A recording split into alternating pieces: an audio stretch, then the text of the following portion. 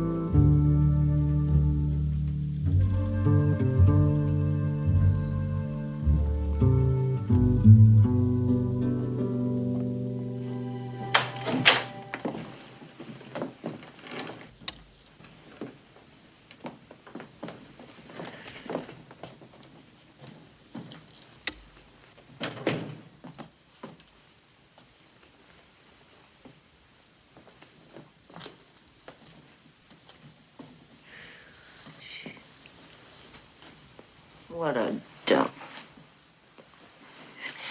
Hey, what's that from? What a dump.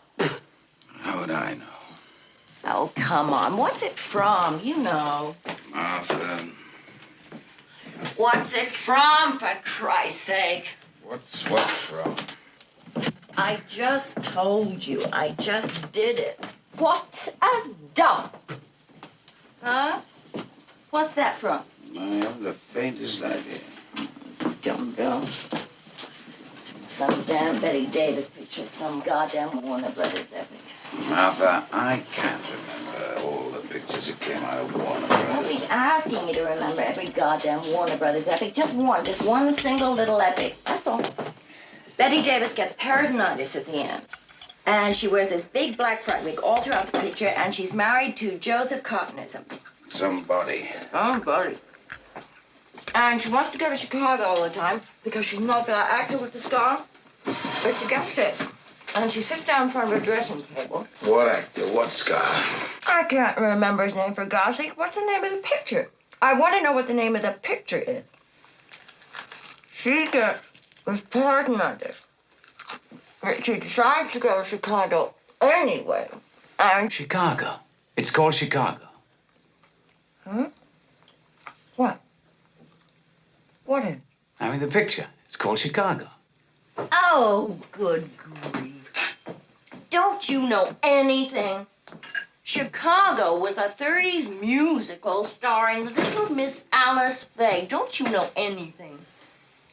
This picture, Betty Davis comes home from a hard day at the grocery store. She works in the grocery store. She's a housewife. She buys things.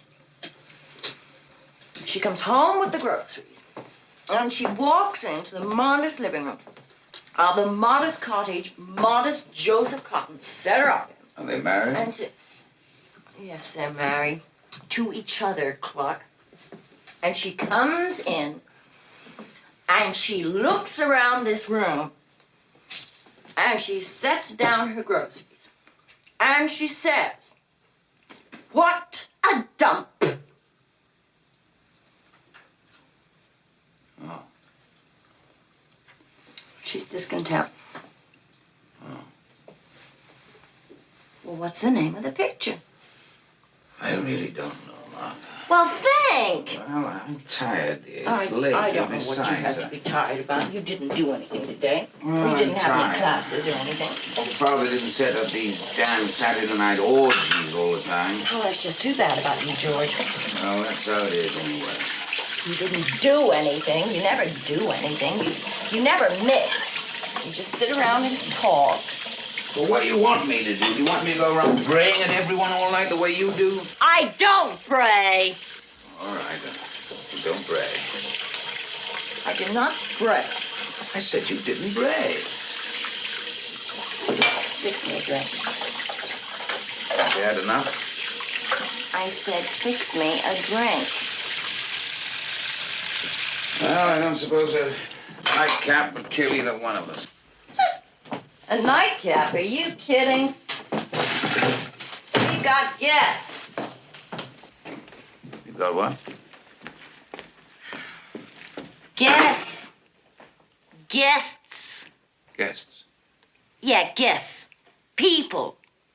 We've got guests coming over. When? Now. Good Lord, Martha, do you know what time it is? Yeah.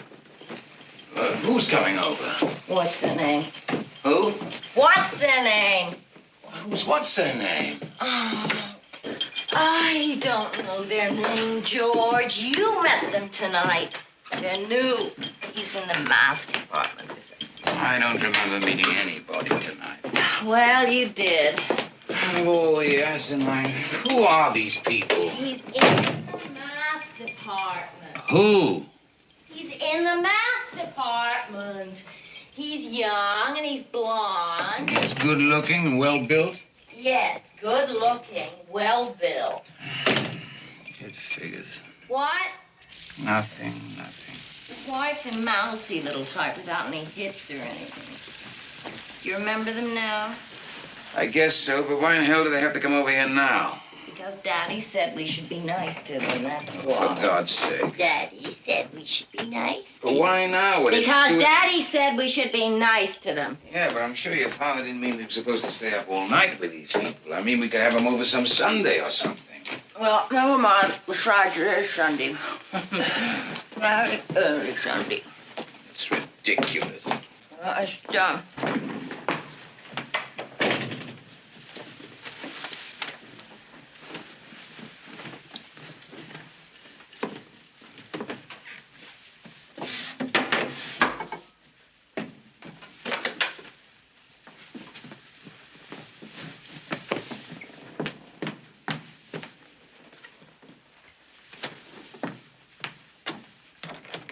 Okay, where are they? We got guests, where are they? I'll be here soon. What do they do, go home and get some sleep first or something? I'll be here. I wish you'd tell me about things sometimes. I wish you'd stop springing things on me all the time. I don't spring things on you all. Yes, you do. You really do. You're always springing things on me. George. Always. Poor Georgie, Porgy, put upon pie. Oh, what are you doing? Are you sulking? Let me see. Are you sulking? Is that what you're doing? Huh? Never mind. Oh. Just don't bother. Oh. Oh. Oh. Hey. Hey. Who's afraid of Virginia Woolf? Virginia Woolf, Virginia Woolf. Who's afraid of Virginia Woolf? What's the matter? Didn't you think that was funny? I thought it was a scream. It was all right. You laughed your head off when you heard it at the party. I smiled. I didn't laugh my head off. You laughed your goddamn head off. It was all right. It was a scream. It was Very funny, yes. Oh, you make me puke. What? You make me puke. It wasn't a very nice thing to say, Martha. That wasn't what? A very nice thing to say. Oh, I like your anger. I think that's what I like about you most, your anger. You're such a simp. You haven't even got the what? Guts? Phrase maker.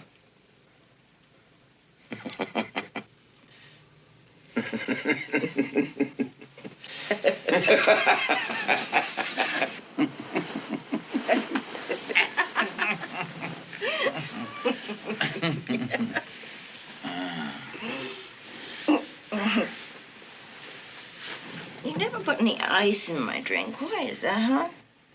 I always put ice in your drinks, Martha. You eat it, that's all. It's this habit you've got of chewing on your ice cubes like a cocker spaniel. You'll crack your big teeth. Well, they're my big teeth. Yeah, some of them. I got more teeth than you have. 2 more. Oh, you're going bald. So are you.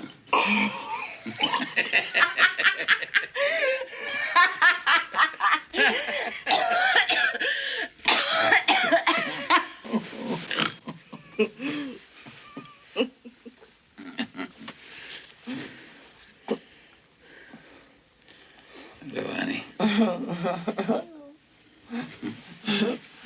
Hey, come on, give your mommy a big sloppy kiss. I want a big sloppy kiss. I don't want to kiss you right now, Martha. Where are these people you invited over? Where is this good-looking, well-built young man and his slim-hipped wife?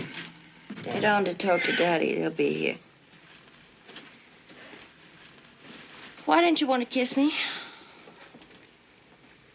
George?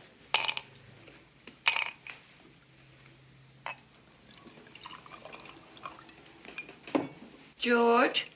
Yes, love? Why didn't you want to kiss me? Well, dear, if I kissed you, I'd get all excited. I'd get beside myself, and then I'd have to take you by force right here on the living room rug. And our little guests would walk in, and, well, what would your father say about that? Oh, you pig. Oink, oink. Fix me another drink, lover. My God, you can sweat it down, can't you? Well, I'm thirsty. Oh, Jesus. Look, sweetheart, I can drink you under any goddamn table you want, so don't worry about me. I gave you the prize years ago, Martha. There isn't an abomination award going that you haven't won. I swear if you existed, I'd divorce you. And just stay on your feet, that's all. These people are your guests. I can't even see you. If you I pass out haven't or been throw able to up or see something. you for years. I try to keep your clothes on, too. There aren't many more sickening sights in this world You're than a you with a blank. couple of drinks and you and your skirt up over your head. A zero. Your heads, I should say. Party, party. I'm really looking forward to this, Martha. Go answer the door. You answer it. Get to that door, you. To you. Come on in. I said get over there and answer that door. All right, love. Whatever love wants. Just don't start on the bit, that's all. The bit? The bit? What kind of language is that? You imitating one of your students, for God's Just sake? don't start What in on the bit? bit about the kid, that's all. What do you take me for? Much too much. Yeah, well, I'll start in on the kid if I want to. I'd advise against it, Martha. Well, good for you. Come on in. Get over there and open that door. You've been advised, Martha. Yeah, sure. Get over there. All right, love. Whatever love wants. Isn't it nice the way some people still have manners and just don't come breaking into other people's houses, even if they do hear some subhuman monster yowling at them from inside? God damn you! Hi there. Hello. Come on. Here we are. Well, We you must be finally our little made it. guests. Just ignore old sourpuss here. Come on in, kids. Just hand your coat and stuff to old sourpuss here. Well, perhaps we shouldn't have come. Oh, yes, it is late. Late? Are you kidding? Just throw your stuff down any place and come on in. Anyway, furniture floor doesn't make any difference around this place. I told you we shouldn't have come. I said come on in. Now come on. Oh, dear. Oh, dear me. Look, Muckmouth, you cut that out. Martha. Martha's a devil with language, she really is. Kids, sit down. Oh, Isn't this lovely? Oh, yes, indeed. Very handsome. Oh, well, thank you.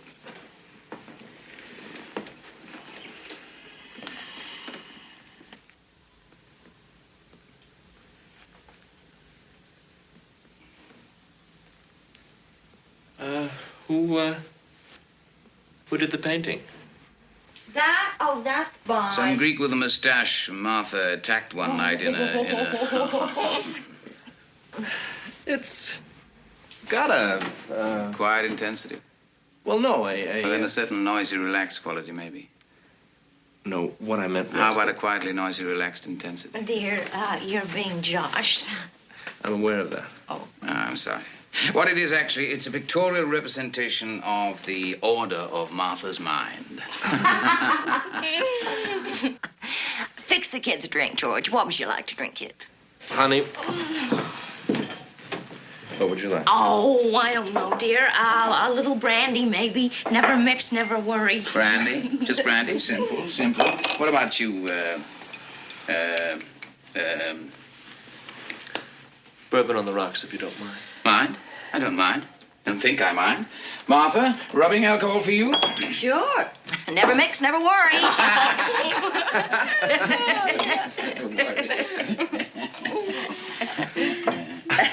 Hey. Hey. Who's afraid of you? Virginia, whoa, wasn't that funny? That was so funny. Yes, it was. I thought I'd bust a gun. George didn't think it was funny at all. Martha thinks that unless you, as she demurely puts it, bust a gut, you're not amused. You know, unless you're carrying on like a hyena, you're not having any fun. Well, I certainly had fun. It was a wonderful party. Yes, it certainly And was. your father, oh, he is so wonderful. Yes, yes, he is. Yeah. Oh, I tell you. He's quite a guy, isn't he?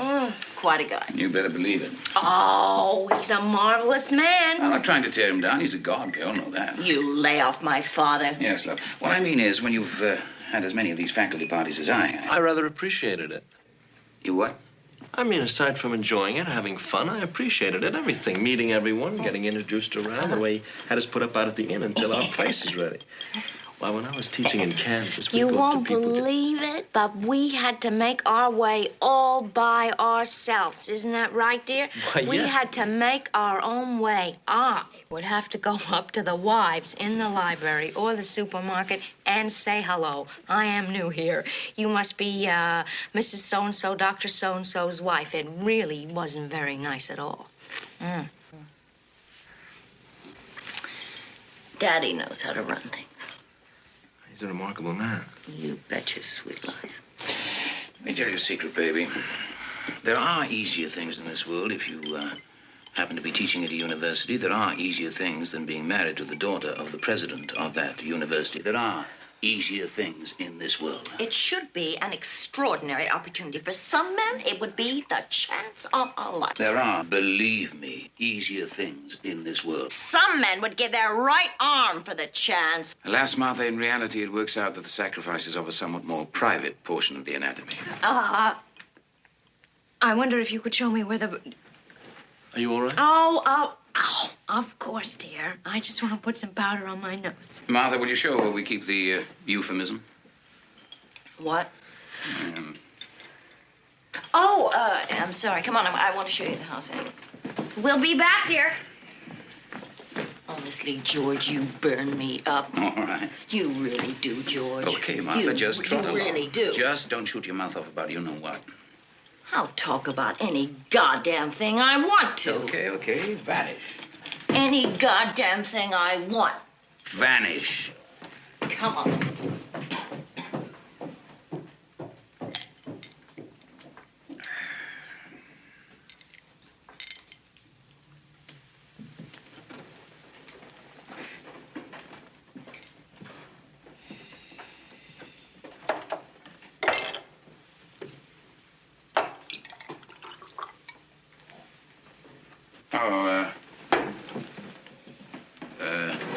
What'd it be? I'll stick to bourbon, I guess.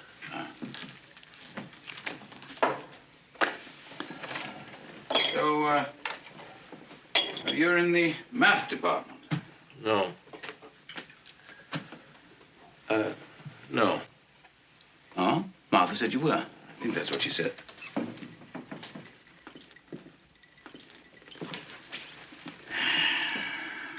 What made you decide to be a teacher? Oh. Well, the same things that motivated you, I imagine. Oh? What were they? Pardon? I said, what were they? What were the things that motivated me? Well, I'm sure I don't know. Well, you just finished saying that the things that motivated you were the same things that motivated me. I said I imagined they were. Oh, did you? Oh, well.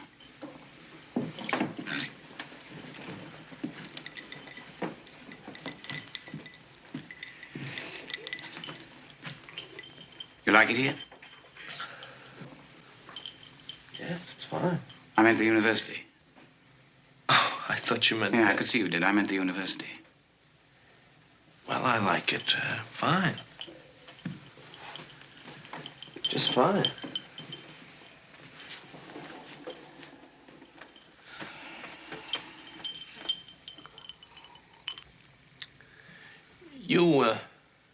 You've been here for quite a long time, haven't you?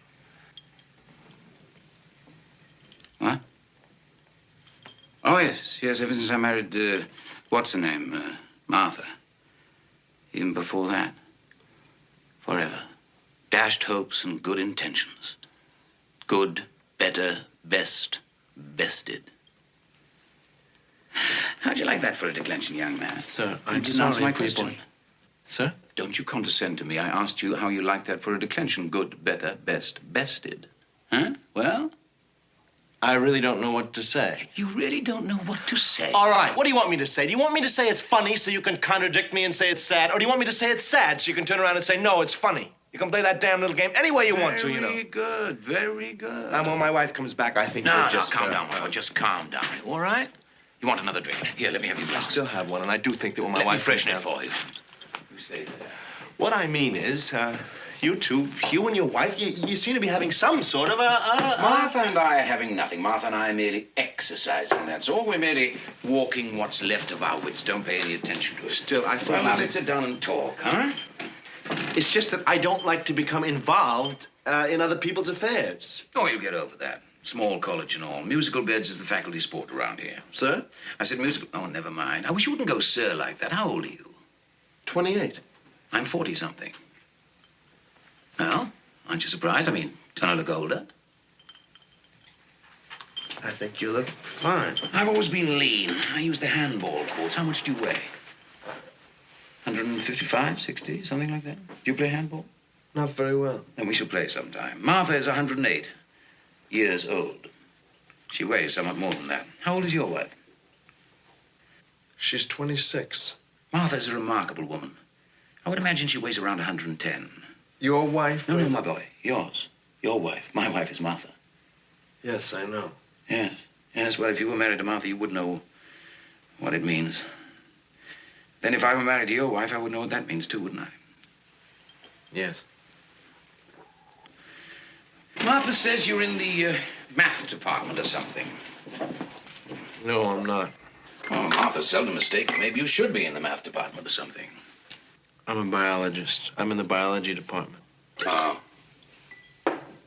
Oh. Sir?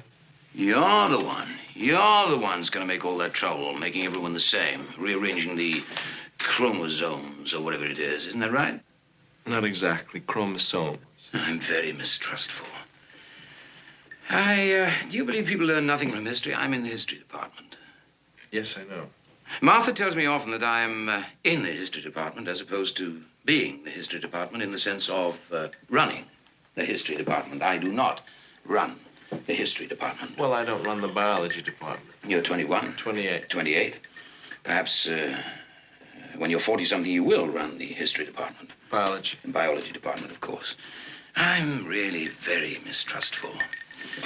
I read somewhere that science fiction is not really fiction at all. That you people are rearranging my genes so that everyone will be like everyone else. Oh, no. I suspect we will not have much music, much painting. But we will have a civilization of sublime young men.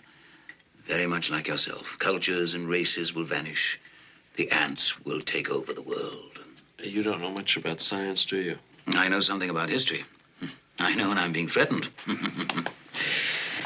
Your wife doesn't have any hips, has she? I mean, does she? What? Oh, I didn't mean to suggest that I'm hip-happy. I was implying that your wife is slim-hipped. Yes, she is. You got any kids?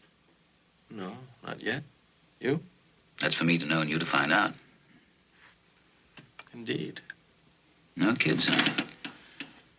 What's the matter? Nothing. We want to wait till we're settled. You think you'll be happy here in New Carthage? Well, we hope to stay here. I don't mean forever. Well, I wouldn't let that get bandied about. The old man wouldn't like it. Martha's father expects his staff to come here and grow old and fall in the line of service. One man, a professor of Latin and elocution, actually fell in the cafeteria line one lunch. But the old man is not going to fall anywhere. The old man is not going to die. There are rumors, which you must not breathe in front of Martha, for she foams at the mouth, that the old man, her father, is over 200 years old. There's probably an irony there someplace, but I'm not drunk enough to figure out what it is. Martha! Damn it. I wonder what women talk about when the men are talking. I must find out sometime. What do you want? Isn't that a wonderful sound? George! How many kids are you going to have? I don't know. My wife is, Slim-hipped. Ah, well, there's one of you at least. You must see this house, dear. Oh, this is such a wonderful old house. Yes. Martha! For Christ's sake, hang on a minute, will you? She'll be right down now that she's changing. She's what? She's changing? Yes, What, her clothes? her dress. Why? I imagine that she wants to be comfortable. Oh, she does she? Well, heavens, I should think. You don't know. You all right? Yes, dear, perfectly fine. So she wants to be comfortable, does she? Well, we'll see about that. Now, I didn't know that you had a son. What? A son? I hadn't known. You to know and me to find out, huh? Tomorrow is his birthday. He will be 16. Well, She told you about him? Well, yes. She told well, you yeah, about him? Yes. You said she's changing? Yes. And she mentioned... Your son's birthday, yes. Okay, Martha, okay. you look a little pale, honey. Would you like Yes, dear, but, a little more brandy, maybe just a to... drop. May I use Okay, the Martha. What? bar? What? Yes, by all means. Drink away. You'll need it as the years go on. You damn destructive. Oh, what time is it, dear? 2:30. Oh, so late. Maybe we should be getting home. For what? You keeping the babysitter up or something? I told you we didn't have children. Oh, I'm sorry. I wasn't even listening. Or thinking, whichever one applies. We're going a little while. Oh, no. No, you mustn't. Martha is changing, and Martha is not changing for me. Martha hasn't changed for me in years. If Martha is changing, it means we're going to be here for days. You're being accorded an honor, and you mustn't forget that Martha is the daughter of our beloved boss. She is his right arm. I was going to use another word, but we leave that sort of talk to Martha. What sort of talk? Well, now. Why, Martha, your Sunday chapel dress. Oh, that's the most attractive. You like it? Good. What the hell do you mean screaming up the stairs at me like that? We got lonely, darling. We got lonely for the soft purr of your little voice. Well, you just trot over to the bar, Pooh, and... And make your little mommy a great big twig. That's right. Say, you must be quite a guy getting your master's when you were, what, 12? Hear that, George? 12 and a half, actually. No, 19, really. Honey, you needn't have mentioned I'm that. proud of you. I'm very impressed. You're damn right. I said I was impressed. I'm beside myself with jealousy. What do you want me to do, throw up? That's really very impressive. You should be right proud. Oh, he's a pretty nice fella. I wouldn't be surprised if you did take over the history department one of these days. Biology department. Biology department, of course. I seem preoccupied with history. What a remark. I am preoccupied with history. George is not preoccupied with history. George is preoccupied with the history department. George is preoccupied with the history department Because he is not the history department, but is only in the history department. We know, Martha. We went through all that while you were upstairs getting up. That's right, baby. You keep it clean. George is bogged down in the history department. He's an old bog in the history department. That's what George is. A bog, a fen, a GT swamp. A swamp. Hey, swamp. Hey, Swampy. Yes, Martha. Can I get you something? Well, sure. You can, light my cigarette if you're of a mind to. No. There are limits. I mean, a man can put up with only so much without he descends a rung or two on the old evolutionary ladder, which is up your line. Now, I will hold your hand when it's dark and you're afraid of the boogeyman, and I will tote your gin bottles out after midnight so no one can see, but I will not light your cigarette. And that, as they say, is that. Jeez. Hey, you, played football, huh? Well, yes, I was a quarterback, but I was much more adept at boxing, really. Boxing? You hear that, George? Yes, Martha? You must have been pretty good at it. You don't look like you got hit in the face at all. He was intercollegiate state and middleweight champion. Honey. Well, you were. You still look like you have a pretty good body now, too. Is that right? Have you? Martha, decency forbids. Shut up. Was that right? Have you, kept your body? It's still pretty good. I work out. Do you? Yeah. Yes, he has a very firm body. Have you? Oh, I think that's very nice. Well, you never know. You know, once you have it... You never know when it's going to come in handy. I was going to say, why give it up until you have to? I couldn't agree with you more. I couldn't agree with you more. Martha, your obscenity is beyond human. George here doesn't cotton too much to body talk. Paunchy here isn't too happy when the conversation moves to muscle. How much do you weigh? 155, 150, Still at the old middleweight limit, huh? That's pretty good. Hey, George, tell him about the boxing match we had. Christ. George, tell them about it. You tell him, Martha, you're good at it. Is he all right? Oh, sure. See, George and I had this boxing match a couple of years after we were married. A boxing match, the two of you? Oh, really? Yeah, the two of us, really. I can't imagine it. Well, it wasn't in a ring or anything like that, you know. Oh. See, Daddy was on this physical fitness kick. So he had a couple of us over one Sunday, and we all went out in the back, and Daddy put the gloves on himself, and he asked George to box with him. And George didn't want to. Yeah. So Daddy was saying, "Come on, young man, what sort of a son-in-law are you?" and stuff like that. And while this was going on, I don't know why I did it. I got into a pair of gloves myself, and I snuck up behind George, just kidding, and yelled, "Hey, George!" and let go with a sort of roundhouse right. Just kidding, you know. Yeah. And George wheeled around real quick and caught it right in the jaw. Pow! He caught it right in the jaw. And he was off balance. He must have been. And then he landed flat in a huckleberry bush.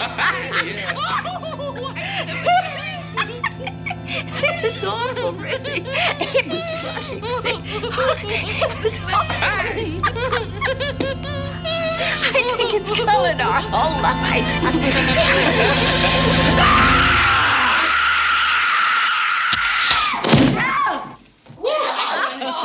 Oh, you're dead.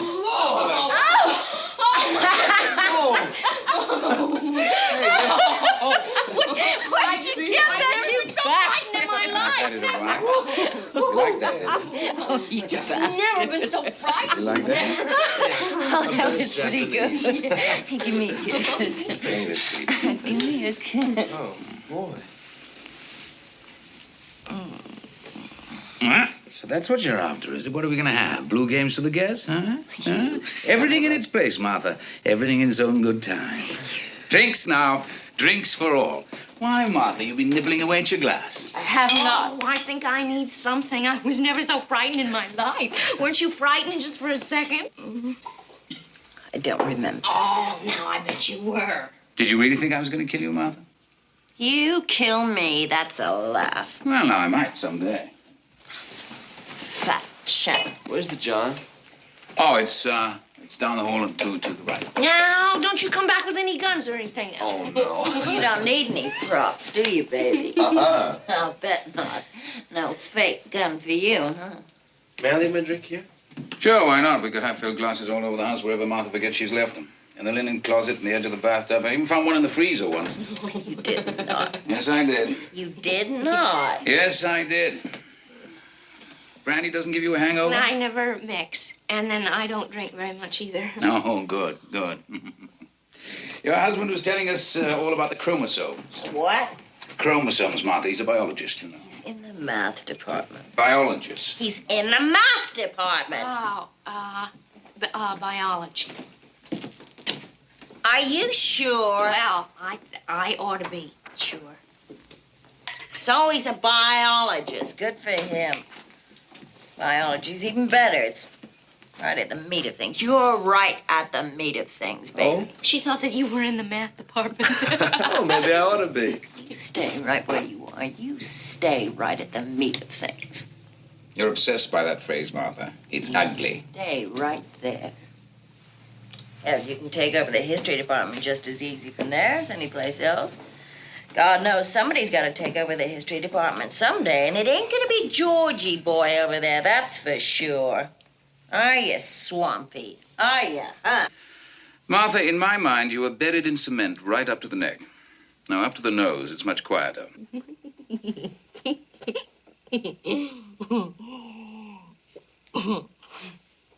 When is your son? What? Something about your son. Son. When is your son? Where is your son coming home?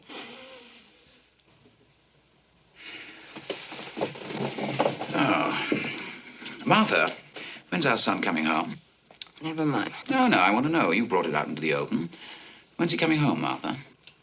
I said never mind. I'm sorry I brought it up. Him up, not it. You brought him up. Well, more or less.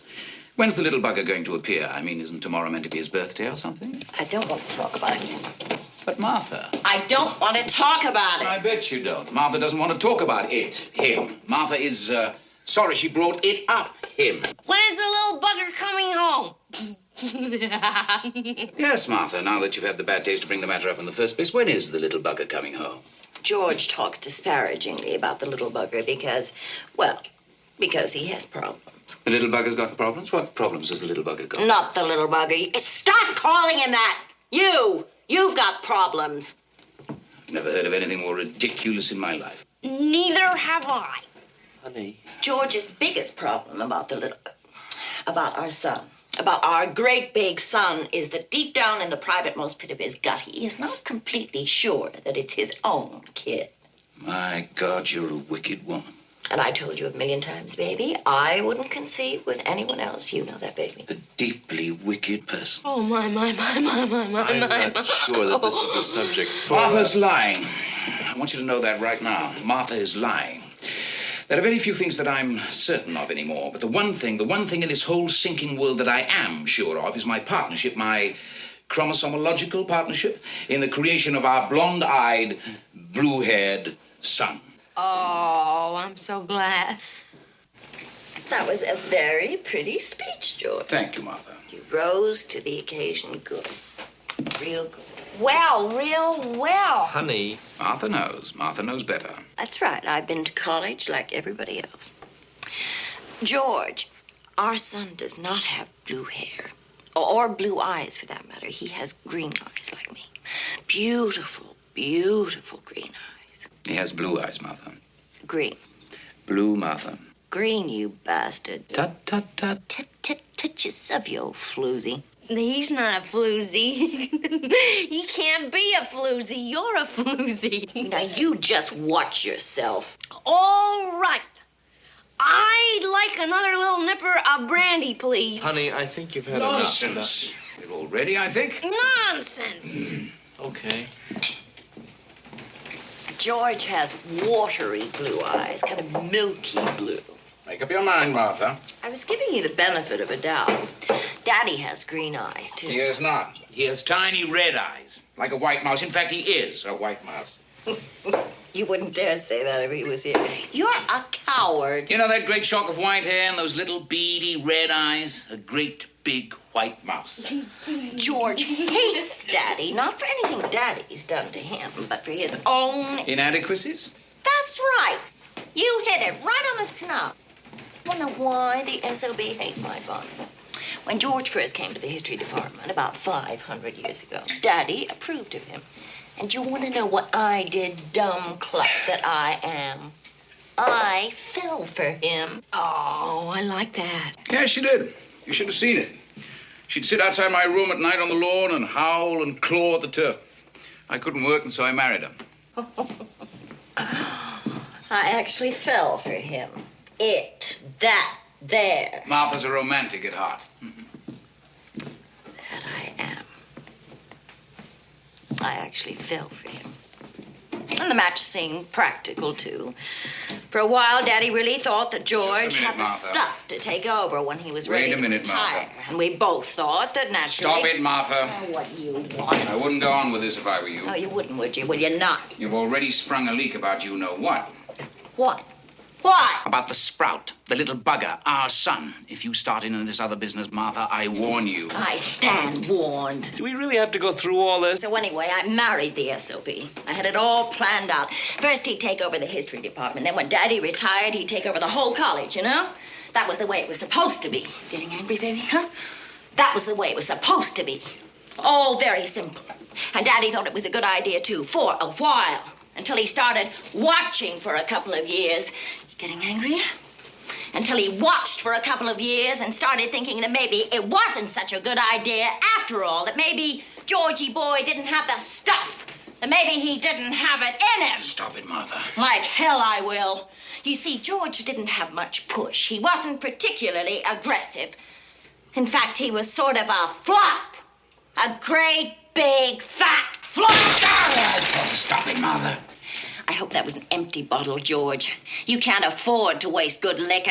Not on your salary. Not on an associate professor's salary.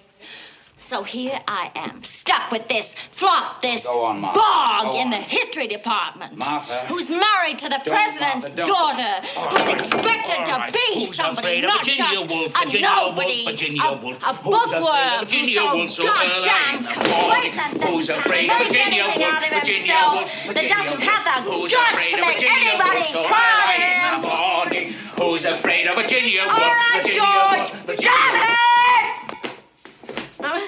I'm gonna be sick. I'm gonna be sick. Jesus.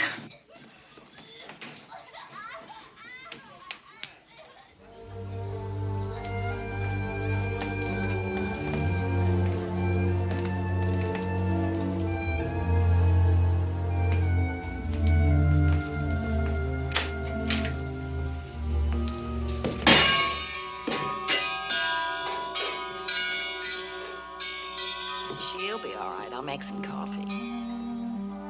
You sure? She'll be okay.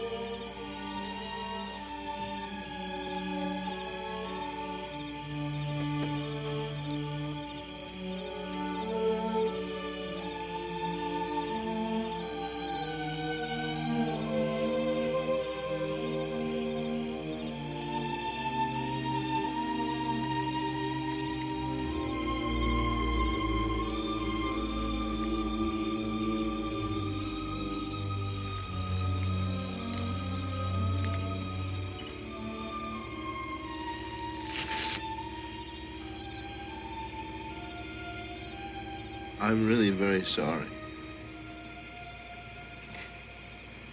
She really shouldn't drink. She's frail. Slim-hipped, as you'd have it. Where's my little Yum-Yum? Where's Martha? I think she's going to make some coffee.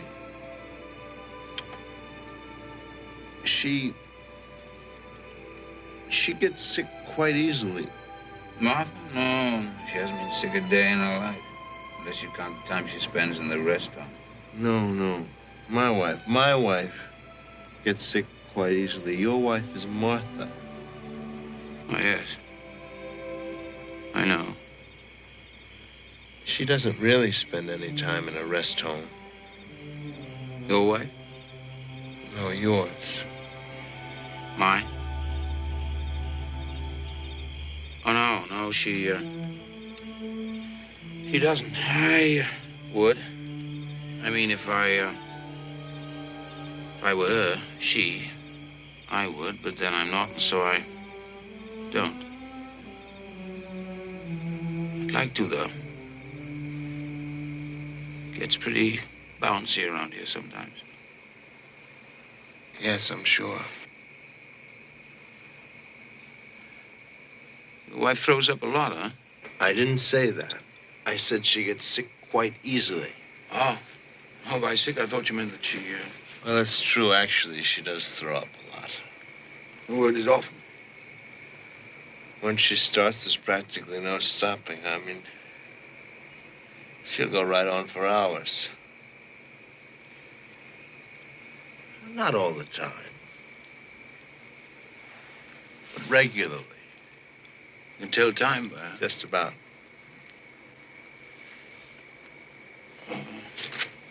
Yeah,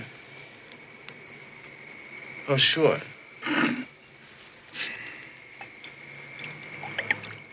I married her because she was pregnant. Oh? But, you said you didn't have any children when I asked you. You said... She wasn't really. It was a hysterical pregnancy. She blew up and then she went down. And when she was up, you married her. And then she went down.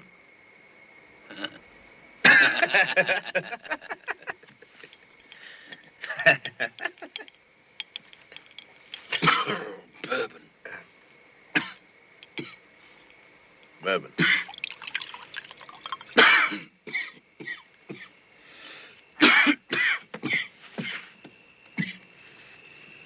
When I was 16, going to prep school during the Punic Wars, a bunch of us used to go into town on the first day of vacations before we fanned out to our homes.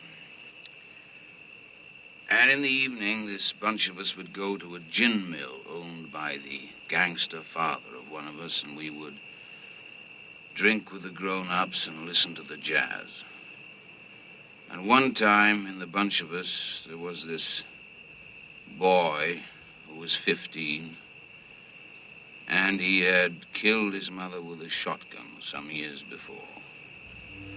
Accidentally, completely accidentally, without even an unconscious motivation, I have no doubt at all.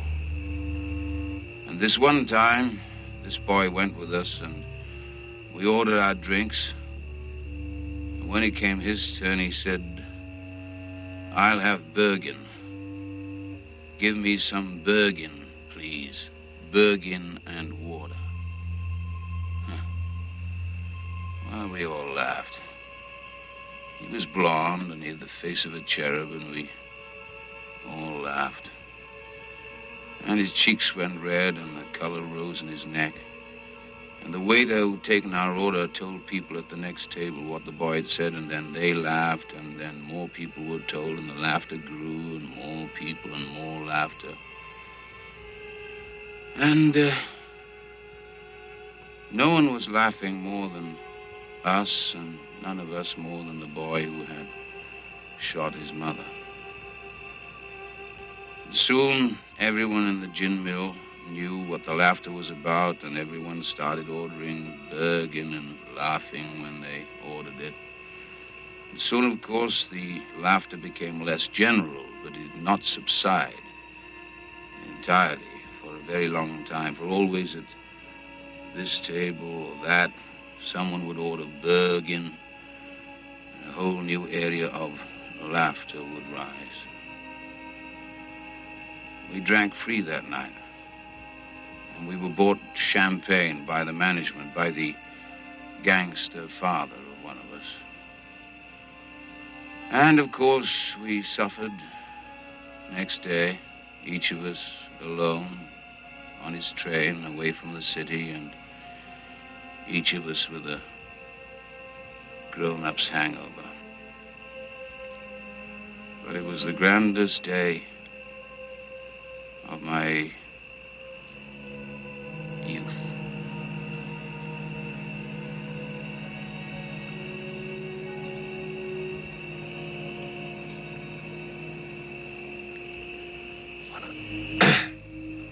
What happened to the boy?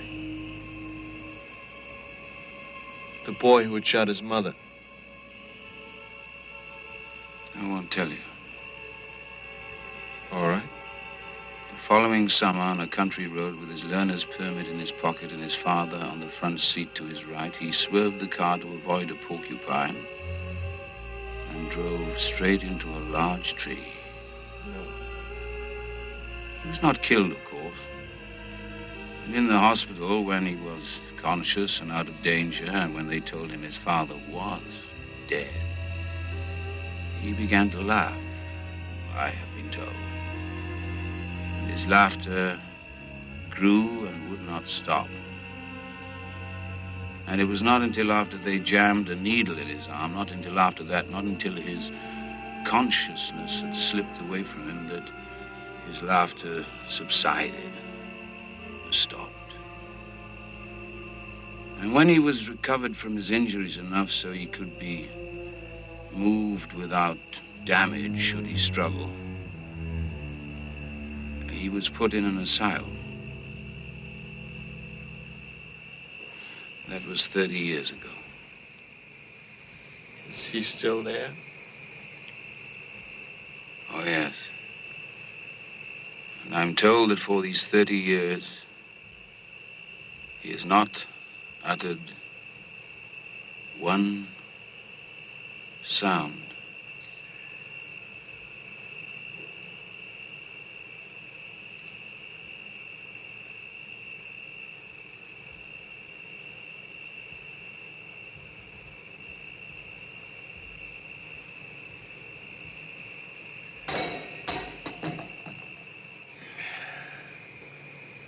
That's Big Martha. She's making coffee. Well, your hysterical wife goes up and down. Went up and down. Oh, what? And no more? No more, nothing. Martha doesn't have hysterical pregnancies. My wife had one. Martha doesn't have pregnancies at all. You have any other kids? Do you have any daughters or anything? Do we have any... what? Do you have any... I mean, do you only have the one, kid, your son? Oh, no, just one. One boy. Our son. Wow. That's nice. Yeah, well, he's a comfort. He's a beanbag. A what? Beanbag, you won't understand. A beanbag. I heard you. I didn't say I was deaf. I said I didn't understand. You didn't say that at all? I meant I was implying I didn't understand. Christ's sake. You're getting tested. I'm sorry. All I said was that our son, the apple of our three eyes, Martha being a cyclops, our son is a beanbag, and you get tested. I'm sorry. It's late. I'm tired. I've been drinking since 9 o'clock. My wife is vomiting. There's been a lot of screaming going on around here. So you get testy, naturally. Don't worry about it. Anybody who comes here ends up getting testy. It's expected. Don't be upset. I'm not upset. You're testy. Yes. I'd like to set you straight about something while we're out here. I'd like to set you straight about something Martha said. Hey! Hark, forest sounds. Hmm? Animal noises. Hey! Well, here's Nursey. We're sitting up. We're having coffee. Is there anything I should do? Nah, you just stay there and listen to Georgie's side of things. Bore yourself to death. You clean up the mess you made in here, George. No, Martha, I did not clean up the mess I made. I've been trying for years to clean up the mess I made. Have you been trying for years? Accommodation, adjustment. Those do seem to be in the order of things, don't they? Don't try to put me in the same class with you. No? No, of course not. I mean, things are simpler for you. You'll marry a woman because she's all blown up, whereas I, in my clumsy, old-fashioned way... There was more to it than that. Sure. I bet she has money, too. Yes. Yes? Yes? You mean I was right? I hit it? Well, you see... My God, what archery. First try to. How about that? You see... There were other things. yes. To compensate. Yes. There always are. There always are. Allow me. Tell me, how about your wife's money? No. Okay, don't. My father-in-law was a man of the Lord. And he was very rich. What faith? My father-in-law was called by God when he was 6 or something. And he started preaching and he baptized people and he saved them and he traveled around a lot and he became pretty famous. Not like some of them, but pretty famous. And when he died, he had a lot of money. God's money? No, his own. What happened to God's money? He spent God's money and he saved his own. Well, I think that's very nice. Martha has money because Martha's father's second wife, not Martha's mother, but after Martha's mother died, was a very old lady who had warts, who was very rich. She was a witch. She was a good witch, and she married the white mouse with the tiny red eyes, and he must have nibbled her warts or something like that because she went up in a puff of smoke almost immediately. Poof, poof, poof. And all that was left, apart from some wart medicine, was a big, fat well. Maybe. Maybe my father-in-law and the witch with the wart should have gotten together. Because he was a mouse, too. He was? Sure. He was a church mouse.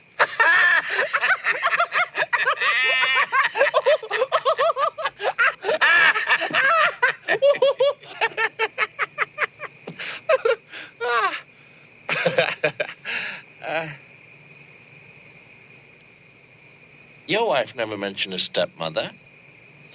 Well, maybe it isn't true. You realize that I've been drawing you out on this stuff because you represent a direct threat to me and I want to get the goods on you. Sure. Well, I mean, I've warned you. You stand warned. I stand warned. It's you sneaky types worry me the most, you know. You ineffectual sons of bitches. You're the worst. Well, I'm glad you don't believe me. After all, you got history on your side. You got history on your side. I got biology on mine. History, biology. I know the difference. You don't act it. No? I thought we decided you'd take over the history department first before you take over the whole works, you know. One step at a time. No, what I thought I'd do is I'd sort of insinuate myself generally, you know, find all the weak spots. Mm-hmm. Like me. Become sort of a fact, and then turn into a what? An inevitability? Exactly. An inevitability. Take over a few courses from the older men. Plow a few pertinent wives. Now that's it. I mean, you can shove aside all the older men you can find, but until you start plowing pertinent wives, you're really not working. That's the way to power. Plow 'em all. Yeah. The way to a man's heart, the wide, inviting avenue to his job is through his wife, and don't you forget it. And I'll bet you your wife's got the widest, most inviting avenue on the whole damn campus. I mean, her father being president and all. You bet your historical inevitability. Yes, sirree. I just better get her off into the bushes right away. Why, you'd certainly better. You know, I almost think you're serious. Oh, baby, you almost think you're serious, and it scares the hell out of you. Me? Yes, you. You're kidding. I wish I were. I'll give you some good advice if you want me to. Good advice from you? Oh, boy. You haven't learned yet. Take it wherever you can get it. Listen to me now. Come off it. I'm giving you good advice now. Good God. There's quicksand here, and you'll be dragged down before you know it. Sucked down. Oh. You disgust me on principle, and you're a smug son of a bitch personally, but I'm trying to give you a survival kit. Do you hear me? I hear you. You come in loud. All right. You want to play by ear, right? Everything's going to work out anyway because the timetable's history, right? Right. You just tend to your knitting, Grandma. I'll be okay. I've tried to reach you to... Make contact? Yes. Communicate? Yes, exactly. Oh, that's touching. That's downright moving. That's what that is. Up yours. What? You heard me. Honey! Honey! You take the trouble to construct a civilization, to build a society based on the principles of principle. Honey! You make government and art and realize that they must be both the same. You bring things to the saddest of all points, to the point where there is something to lose. Then all at once, through all the music, through all the sensible sounds of men building, attempting, comes the Dies Irae. And what is it? What does the trumpet sound? Up yours. Oh, ha ha! Bravo! Ha ha! Thank you. Thank you. Here we are, a little shaky, but on our feet. Wasn't Goody. too bad, Just dear, put this on. really. Just put this I'm on. not cold, but I am. Just put it on. We're leaving. You what? We're leaving, going home. Oh, well. Wait a minute. What's been going on here? What have you been up to? I'll go get the car. You don't have to. I'll I contact. insist. I insist. George, Yes, love. just what the hell do you think you're doing? Let me see. I think what I'm doing is I'm getting the car to take our little guests home. Oh.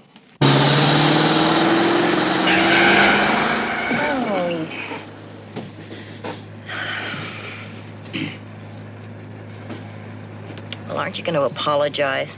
It wasn't my fault. The road should have been straight. Not that, for making her throw up. I did not make her throw up. You most certainly did.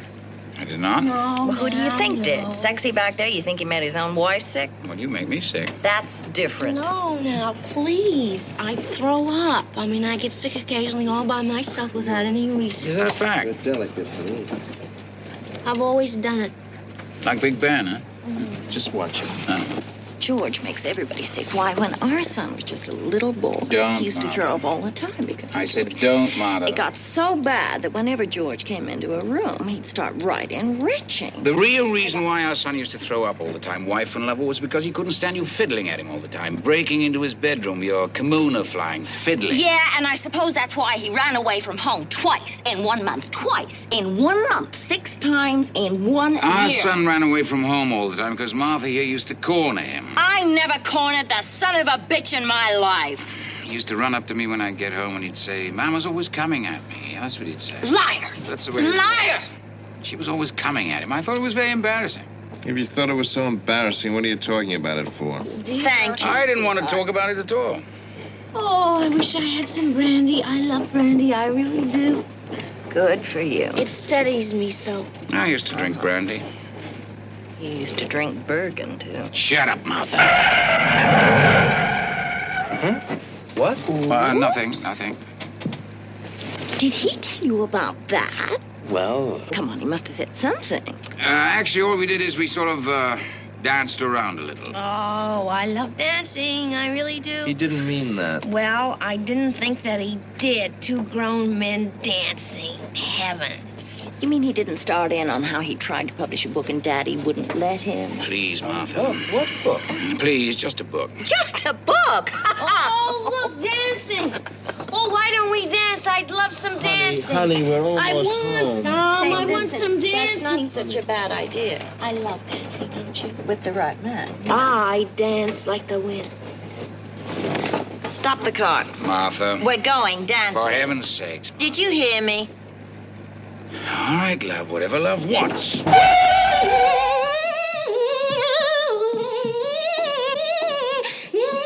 I dance like the wind. Well, put one on, will you? Yes, love. How are we going to work this? Mixed doubles? You don't think I'm going to dance with you, do you? No, not with him around, that's for sure. Not with Twinkle Toes here either. I'll dance with anyone. I'll dance by myself. Honey, you get sick again. I dance like the wind.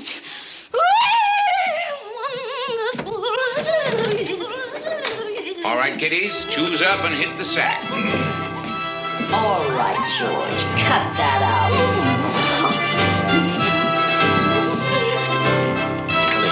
Cut it out, George. What, Martha, what? You son of a bitch. What'd you say, love? It stopped. Why did it stop? Oh. What? I said, give me some change. Honey. Stop that! You are always at me when I'm having a good time. Sorry, Just honey. leave me alone. I like to dance and you don't want me to. Just dance. leave me alone. Choose it, Martha. Do your stuff. Damn right. Hi, sexy. You want to dance, Angel Boobs? What'd you call my wife? Oh, boy. No, if I can't do my interpretive dance, I don't want to dance at all. I'll just sit here. Okay, stuff, let's go.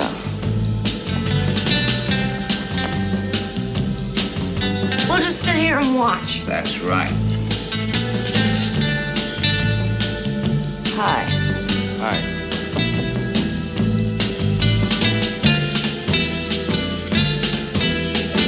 Oh, you are strong, aren't you? I like that. They're dancing like they danced before. It's a familiar dance, Monkey Nipples. They both know it. I don't know what you mean. I like the way you move. I like the way you move, too. They like the way they move. It's nice. I'm surprised George didn't tell you his side of things. Well, he did. That surprises me. Does it? Aren't they cute? He usually does when he gets the chance. I don't think he trusts me. It's really a very sad story. Is it? Oh, it would make you weep. You have ugly talents, Martha. Is that so? Don't encourage her. Encourage me. Go on. I warned you, don't encourage her. He warns you. Don't encourage me. I heard him. Tell me more. Well, Georgie boy had lots of big ambitions, in spite of something funny in his past, which Georgie boy here turned into a novel. His first attempt and also his last. Hey! I rhymed! Yeah, you're right. Go on. I warn you, Martha. But Daddy took a look at Georgie's novel. You're looking for a punch in the mouth. You know that, Martha? Do tell. And he was very shocked by what he read. He was? Oh, yes, he was. A novel all about a naughty boy child. I will not tolerate this. Oh, can it? A naughty boy child who, killed his mother and his father dead! Yeah! Stop it, Martha! And Daddy said, look here, I will not let you publish such a thing. All right, the dancing's over. Violence, violence, oh. And Daddy said, look here, kid, you don't think for a second I'm gonna let you publish this kind of crap, do you? Not on your life, baby, not while you're teaching here. You publish that and you're out. On your ass. Desist. You will not be made knocker. Oh, he will not be made mocker. I will not. I say. The game is over. Just imagine a book all about a boy who murders his mother and kills his father and pretends it's all an accident. Hey, wait a minute. And do you want to know the clincher? Yeah. Do you want to know what Big Brave Georgie said to Daddy? No. Hey, George, wait he a minute. said, but Daddy. But sir, this isn't a novel at all. You will not say this. The hell, if you keep away from me. No, sir, this isn't a novel at all. This is the truth. This really happened to me. I'll kill you. It happened.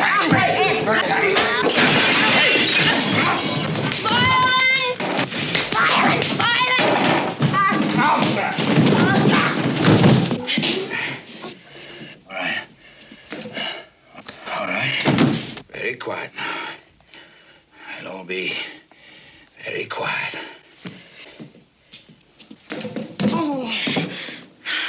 That's enough. All right, what's the trouble in here? Oh, nothing, no trouble. Just playing a game. Well, we're closing. One more round. Same for everybody, huh? Just give us one more round and we'll be on our merry way, all right? All right? Good. Thanks. Well, that's one game. What shall we do now? Come on. Let's think of something else. We played Humiliate the Host. We've gone through that one. What should we do now? Oh, look. Come on. We must know other games, college-types like us. That can't be the limit of our vocabulary, Haven't you had enough? See, there are other games. How about Hump the Hostess, huh? How about that? How about Hump the Hostess? You want to play that one? You want to play Hump the Hostess, huh? Down. Oh, yeah, you want to wait till later. Get her off into the bushes. Hump the hostess! Just shut up, will you?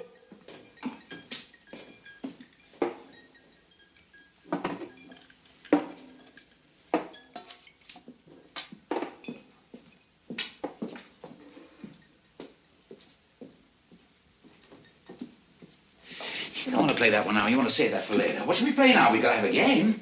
Portrait of a man drowning. I'm not drowning. You told me to shut up. I'm sorry. No, you. I'm sorry. Okay. I know what we do. Now that we're through with Humiliate the Host, we're through with that one for this round anyway, and we don't want to play Hump the Hostess yet. Not yet. So I know what we'll do. How about a little round of Get the Guests? How about that? How about a little game of Get the Guests? Jesus, George. Book dropper, child mentioner. I don't like these games. No, we've only had one game. Now we've got to have another. You can't fly on one game. anyway, Silence! Now, how are we going to play Get the Guests?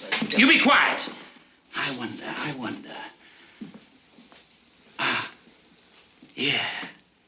Yeah. Well, now, Martha, in her indiscreet way, told you all about my first novel, True or False. True or False that there ever was such a thing. Anyway, she told you about it, my first novel, my memory book, which I sort of preferred she hadn't, but hell, that's blood under the bridge. But what Martha didn't do, what Martha didn't tell you, what Martha didn't tell us all about, was my second novel. No, Martha, you didn't know about that, did you? My second novel, True or False, True or False? No. Well, it's an allegory, really, probably. And it's all about this nice young couple who comes out of the Middle West. It's a bucolic, you see. And this nice young couple comes out of the Middle West, and he's blonde, and he's about 30, and he's a scientist, a teacher, a scientist. And his mouse is a wifey little thing who gargles brandy all Just the a time. minute here. This is my game. You've had your game, you people. This is my game. I want to hear this story. I love stories. And Mousie's father was a holy man, see, and he ran sort of a traveling clip joint, and he took the faithful, that's all. He just took them. This is familiar. No kidding. Anyway, Blondie and his Frau out of the Plain States came. Very funny, George. Thank you, Martha. And they settle into town just like Nouveau Carthage. I don't think you better go on, mister. Do you not? Oh, I love familiar stories. They're the best. How right you are. But Blondie was all in disguise. We'd all got up as a teacher because his baggage ticket had bigger things writ on it. H.I. Aye. Historical inevitability. Look, there's no reason for you to go any further. Let them go on. We shall. And he had this baggage, and part of his baggage was in the form of his mouse. We don't have to listen to this. Not. You're bright as a point. But what nobody could figure out about Blondie was his baggage, his mouse. I mean, here he was, Pan-Kansas swimming champion or something, and he had this mouse, of whom he was solicitous to a point that faileth human understanding, given that she was something of a simp in the long run. This just isn't fair of you. Perhaps not. Like as I said, his mouse, she tooted brandy immodestly and spent half her time in the upchuck. I know these people. Do you? Oh. But she was a money baggage, amongst other things. Godly money ripped from the golden teeth of the unfaithful, and she was put up with. And she was put up with. George. Stop her. Please Beg, don't. baby. George! Oh, and now we get a flashback to how they got married. No! Yes! Why? How they got married? Well, how they got married was this. The mouse got all puffed up one day, and she went over to Blondie's house, and she stuck out her puff, and she said, "Look at me." I don't like this. Stop it. Look at me. I'm all puffed up. Oh, my goodness, said Blondie. And so they were married. And so they were married. And then? And then? What? And then what? And then the puff went away again like magic. Poof. The puff went away. Poof. Honey, I didn't mean to. Honestly, I didn't mean to. You told them. You told them. You Honey, just beg. couldn't have told them, please. No, you couldn't have told them. No. And that's how you play get the guests. Please, I'm gonna be sick. Just leave me alone. I'm gonna be sick. You shouldn't have done that. You shouldn't have done that at all. I hate hypocrisy. That was cruel and vicious. She'll get over it. Damaging. She'll recover. Damaging to me. To you. To me. To you? Yes! Oh, beautiful. My God, you gotta have a swine to show you where the truffles are. You just rearrange your alliances, boy. You look around and make the best of things. Better put your wife in the car. No, thanks. I've had enough rides for tonight. We'll walk. That's right. You go plan some new strategy. You're going to regret this. No doubt. I regret everything. No. I mean, I'm going to make you regret this. Go clean up the mess. You just wait, mister. Very good, George. Thank you, Martha. Really good. I'm glad you enjoyed it. I mean, you did a good job. You really fixed it. Uh-huh. It's the most life you've shown in a long time. You bring out the best in me, baby. You're a bastard. That's all right for you. You can go around like a hopped-up Arab, slashing at everything in sight, scarring up half the world if you want to, but let somebody else try it. Oh, no. Miserable. My baby, I did it all for you. I thought you'd like it, sweetheart. It's to your taste, blood, carnage, and all. I thought you'd sort of get excited, sort of heave and pant and come running at me, your melons bobbling. You have really screwed up, George. Oh, come on, I mean Martha. it. You really have. You can sit around with the gin running out of your mouth. You can humiliate me. You can tear me to pieces all night. That's perfectly okay. That's all right. You can stand it. I cannot stand it. You can stand it. You married me for it. That's a desperately sick lie. Don't you know it even yet? Oh, Martha. I always gotten tired whipping you. Year after year. Deluded, Martha, deluded. It's not what I wanted. I thought at least you were onto yourself. I didn't know. I I'm didn't onto know. myself. No, you're sick. I'll show you who's sick. I'll show you who's sick. I'll show you. All right, Martha. I'll show you. Show you. Now, stop it! Stop it!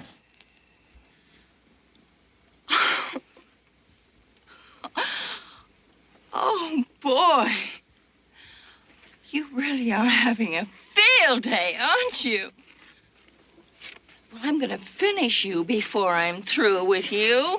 You and that quarterback, you're both going to finish me. Before I'm through with you, you'll wish you died in that automobile, you bastard. bastard! You'll wish you never mentioned our son. You. I said I warn you. I'm impressed. I warned you not to go too far.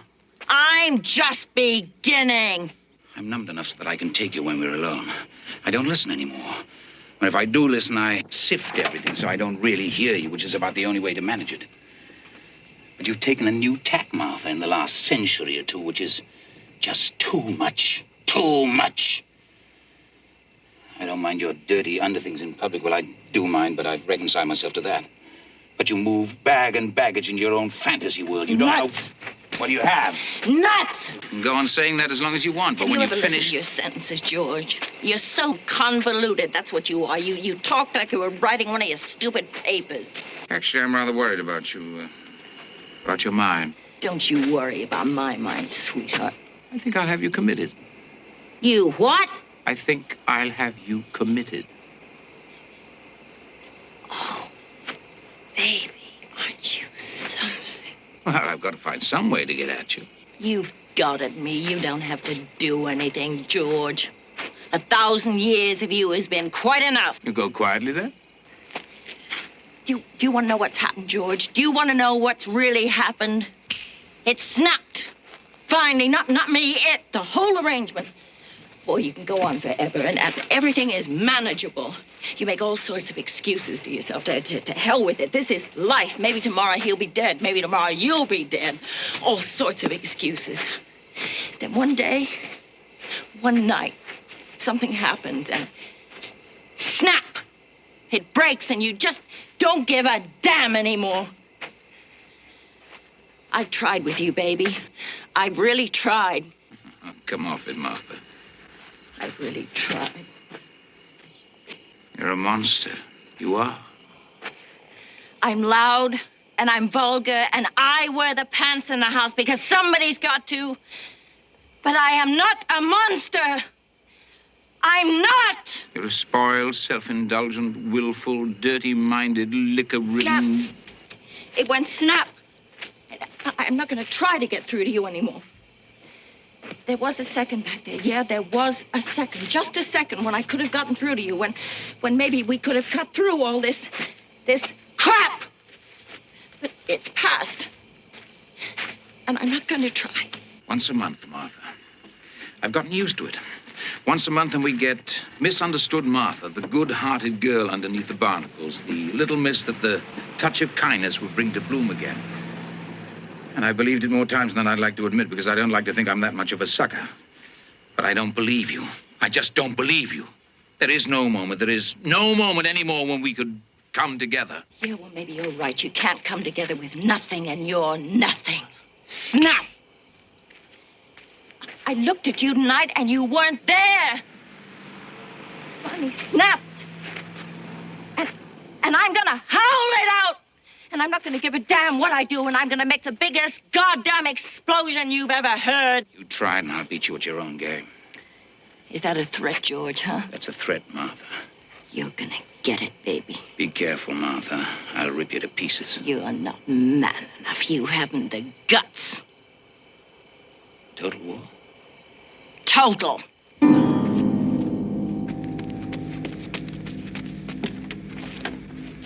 Come on, Martha.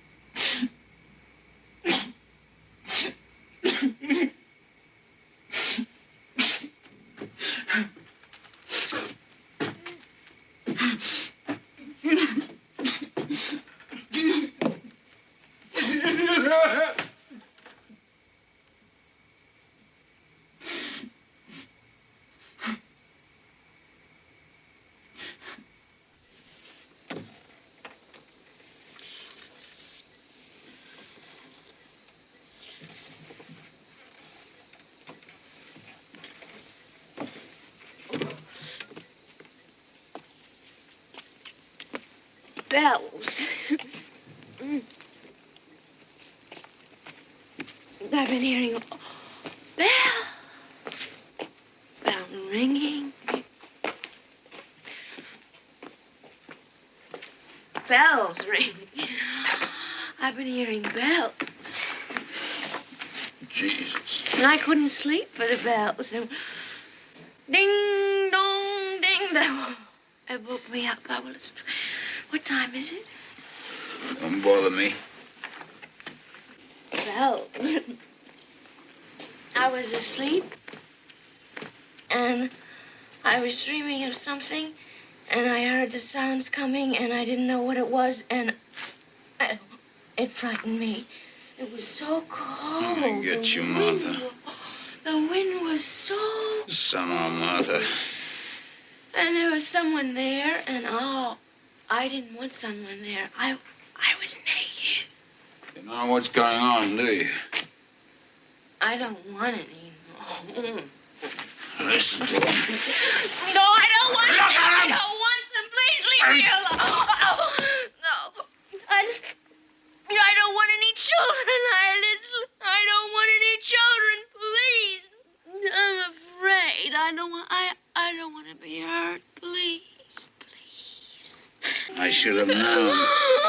What? Does he know that? Does that stud you married to know about that, huh? About what? Just stay How do away you do from it, huh? How do you make your secret little murders? Pills? You got a secret supply of pills or what? Apple jelly, willpower? What? You sick? You're gonna throw up again? Where is he? I want my husband. I want a drink. That's right, go at it! I want something. You know what's going on up there, little miss, huh?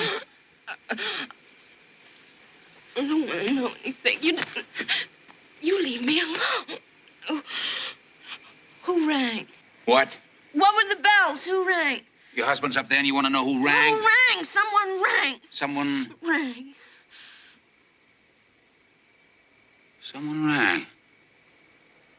Yes. Bells rang. Yes, the bells rang and it was someone... Somebody. Somebody rang. The bells rang and it was somebody... with them. I've got it, Martha. It was a message. And the message was, our son. It was a message, the bells rang. And it was a message, and it was about our son. And the message was, our son is dead. Oh, no. Our son is dead, and Martha doesn't know. I haven't told Martha. No. Our son is dead, and Martha doesn't know. No, God. And you're not going to tell her. And your son is dead. I'll tell her myself. In good time, I'll tell her myself. I'm going to be sick. Oh, yeah, that's nice. I'm going to die. Good. Go right ahead.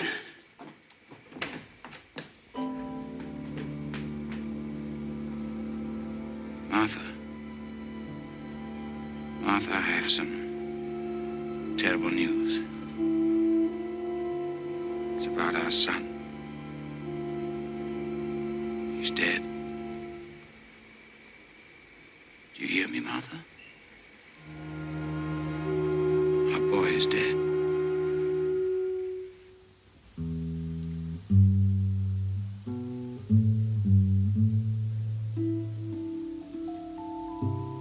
Hey!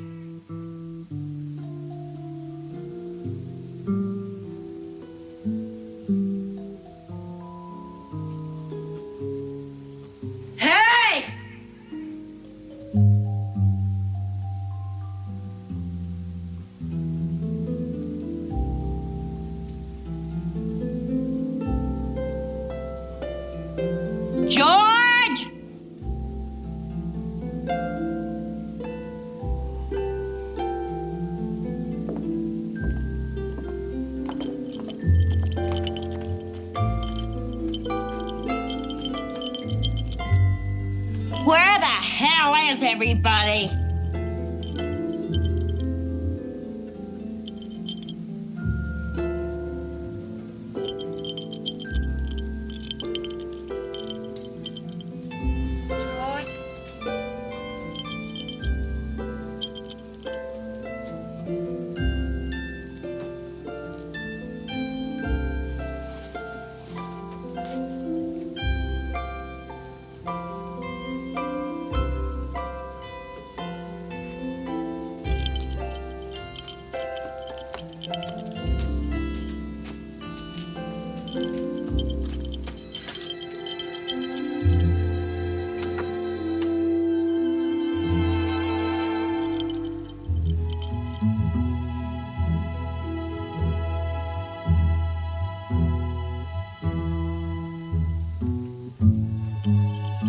I'll give you bastards 5 to come out from wherever you're hiding.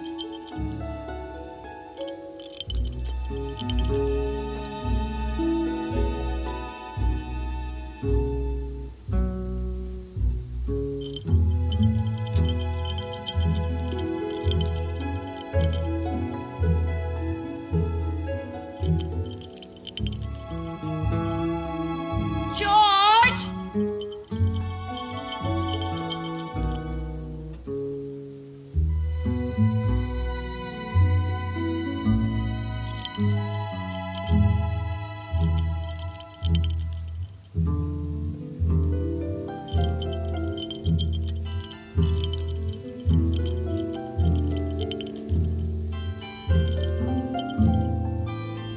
George!